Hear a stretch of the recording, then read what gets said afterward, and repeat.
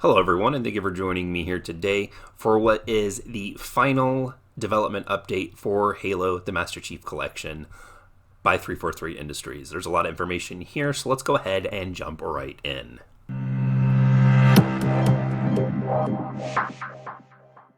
The Double XP event for multiplayer has returned, so whatever playlist you are playing in, you're going to be able to earn double the XP, and that is for match completion, performance, and of course teamwork. You're also going to be able to earn the Ugly Sweater nameplate, and this is something you can do by completing 10 matches on a snowy multiplayer and or firefight map without quitting, or by beating the campaign par score on any 2 snowy campaign missions. And you're going to go ahead and receive this directly either after the event ends on January 6th or slightly before.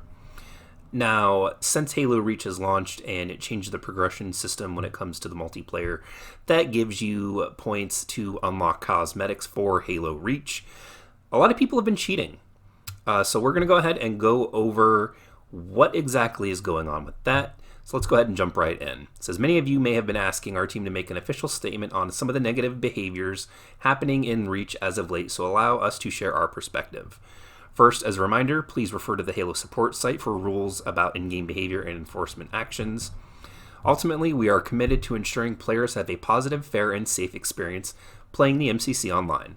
While many of the behaviors seen have been innocuous, the reality is that when a player participates in something like AFK farming and Griffball, they're creating a negative experience for all the other players in the session. Over time, this creates real issues that hurts MCC by driving away frustrated players.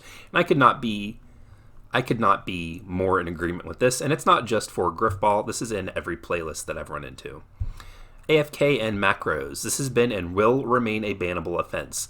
For now, we have only issued temporary bans on the basis of egregiousness of the offense, and will continue to monitor the behavior and take enforcement as needed. Coordinated XP boosting. This is also a bannable offense and falls under the category of unsociable and unsportsmanlike behavior. Many, if not all, of the reports we have seen in these involved various forms of bullying, hate speech, intimidation, betraying against players who join a match who did not want to participate in the XP boosting activity.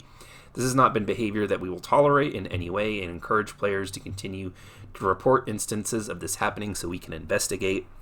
Also, remember to mute other players on Xbox. You can block and report players who violate Xbox Online Code of Conduct. Firefight suicides.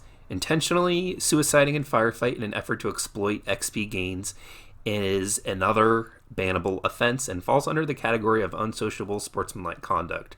Reports of this behavior will be investigated and punishments will be issued if found true. So it is nice to see that they are taking matters into their own hands and banning players who use this XP exploit. There's nothing more frustrating when half of your team is staring at the sky and spinning around in a circle. But moving on, we're going to go ahead and take a look at the December 18th game update.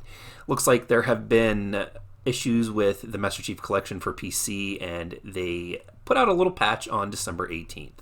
Now in that patch, they have improvements to narration across all front-end Xbox interfaces. They addressed a mechanic for mouse and keyboard players which improves precision of aiming when taking damage. As part of their ongoing work to assess player feedback across controller and MK inputs, the team discovered a legacy mechanic from the original game that was contributing to negative sentiments regarding the feel and responsiveness of playing the MK, and have adjusted this mechanic and are interested in what the community thinks of this change. The team will continue to monitor player feedback around controller MK input. Additional small fixes that were made. They fixed an issue which prevented sound effects from unlocking the season tier from playing. A stat error has been fixed, causing multiplayer kills in Halo Reach to increase the deaths in your service record. A new Halo Reach themed splash screen has been added, and I think it looks awesome. They resolved an issue that could cause players to be kicked from a matchmade game when intermittent loss of Xbox Live connectivity occurred. They fixed an exploit where season items were manually made available while easy anti-cheat was disabled, and were able to equip them after launching the cheat-enabled EXE. In addition to fixes that were released in the matchmaking update include a number of improvements, and they are based on player feedback. Now, the patch that was just released isn't addressing all of the issues that have been made known since Reach released.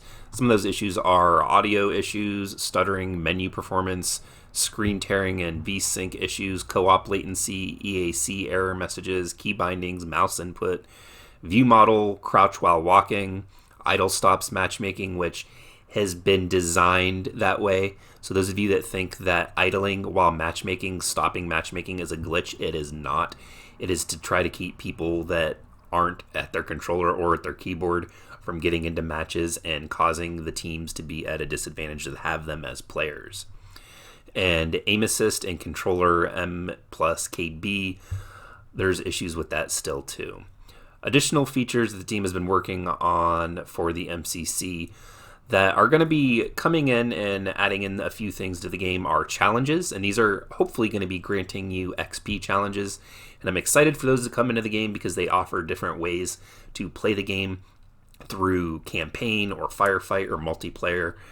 Challenges are something that keep the community coming back, and they were changing every week. I don't know if they're still the same or if they've been changing with the original Reach, but they are still in the original Reach. So hoping that they bring them over, and I'm looking forward to when they do. Other additional features are the message of the day for PC, server ping list on PC, push to talk, adding an option for an open mic and support for controllers, the UI and UX improvements around navigation, roster customization, and many more areas of the game, and of course stability and improvements to bug fixing. Under the hood prior to launch, 343 has been working to improve servers with the new influx of PC players. This is an area that will be continued to be monitored and supported as needed.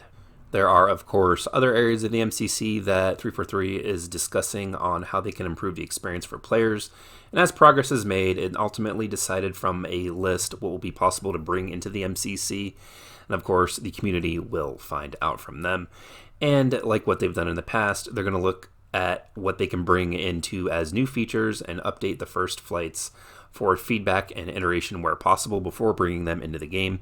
Features that are being actively worked on are progression system improvements, which I've talked about in previous videos, text chat improvements, which Xbox has and I don't use, and double key bindings for PC. Basically what that means for the double key bind, if you're not aware, on Xbox, let's just say the X button picks up weapons and it also reloads your gun. Those are all separated out on the keyboard for PC. Features that are currently in active design iteration are additional mod support, zoom improvements, and additional video settings. And the following features and community requests are on the list but are required more design and discussion and are not currently in active development. Regional server selection, crossplay between PC and Xbox. And I honestly hope that they can get that working because then I feel that the community, of course, will just blow up. I've been worried myself that many people are going from Xbox to PC. And while the PC only has Reach on it now, eventually it's going to have the whole collection. And when it does, what does that mean for the player base on Xbox if they all move? Steam account linking, VFR improvements, idle system improvements, which I don't think they need to do, customization improvements, in-game FPS caps and adjustments, better ways to report players, which I believe that they should, and bringing PC features to console like field of view sliders, which I don't feel is too much of something they need to rush on. Field of view's been fine. People have been playing Halo, especially the games in the collection, at a specific field of view for 20 years now. So, I mean, it's not like we're clamoring that we need a bigger field of view. We're used to what we have. The article moves on to the road ahead. It says, as we close out the year and start to look at what's ahead of us in 2020, I want to give you an update on the progress we're making on other games heading to MCC on PC. Right now, we have a good-sized many of army of developers working through and developing different streams to support our efforts across ongoing Reach updates, quality of life improvements, in addition to Halo CE Anniversary, Halo 2 Anniversary, Halo 3, Forge and Theater support, Reach First, Halo ODST campaign, and Halo 4 are farther out, but rest assured they're all coming to MCC on PC in 2020. So right there, they said that they plan on launching the whole collection as a whole, that it's going to be finished in 2020. So we'll see exactly if they can stick to that. Reach and Forge, Theater and support on PC. Good progress is being made in implementing the M&K support and bringing the features to PC. Halo Combat Evolved Anniversary. They're currently in pre-alpha phase and have been making good progress against many of the same features that you see in Halo Reach today. To list a few that are in progress and or being worked on and tested are MK support, FOV support, aspect ratio support, customization, and they're already integrating a 3D model with live color adjustments for Halo Combat Evolved and are investigating what more can be done. HUD upres, VFR support, input latency reduction, and PC optimization. If work continues on its current trajectory, we are looking at good to start flights in January, as long as you're signed up with the Halo Insider program. Halo 2 Anniversary is trailing behind Halo Combat Evolved Anniversary, but not far. The team is making great progress on core features, MNK support, field of view, aspect ratio support, and VFR support is in progress. And Halo Combat Evolved seems to be the next title that is coming in to the Halo Insider program. Now, I gotta be honest with you guys, and I talked about this before in the previous video that I made on the Halo Combat Evolved Insider. I'm really worried about the state and the quality of the multiplayer, and that's actually going to be the next video that you guys see from me, so I'm not going to talk too much about it here. But I feel that they probably have a lot more work ahead when it comes to adapting to multiplayer. But as always, don't forget, in order to be part of the conversation and have your voice heard, hit that subscribe button and leave a comment in the section down below. If you're new around here, go ahead and check out some of my other videos. I upload content weekly.